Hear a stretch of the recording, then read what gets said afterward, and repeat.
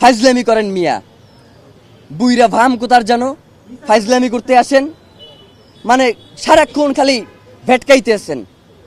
আপনাকে কি পদত্যাগ মানে হচ্ছে আপনি কোনো কিছু পারতেছেন না, আস্তে কইরা চুপচাপ চলে যাবেন, এই জন্য কি আপনার ষড়যন্ত্র উপদেষ্টা বানানো হয়েছে? ওই জায়গা দিয়ে আপনি লড়তে পারবেন না। আপনার পুরো এই ঘটনার সাথে কারা কারা জড়িত এইটা নিশ্চিত কইরা আপনি এইখান থেকে যাইবেন, এর আগে আপনি কোনো জায়গায় যাইতে পারবেন না।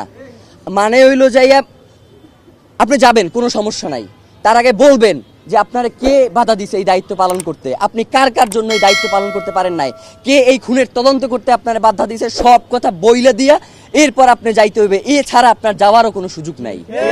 এবং ডক্টর ইউনূসকেও আমরা বলতে চাই যে বাংলাদেশের জনগণ আপনাকে প্রধান উপদেষ্টা বানাইছে এই জনগণের স্বাধীনতা সার্বভৌমত্বকে টিকিয়ে রাখার জন্য।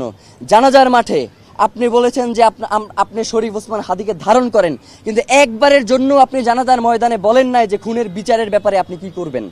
মানে এই যে এত বড় একটা হত্যাকাণ্ড হইল, এর বিচারের জন্য আপনি কি কি পদক্ষেপ নেবেন সেইটা আপনার মুখ থেকে আমরা শুনতে পারি নাই।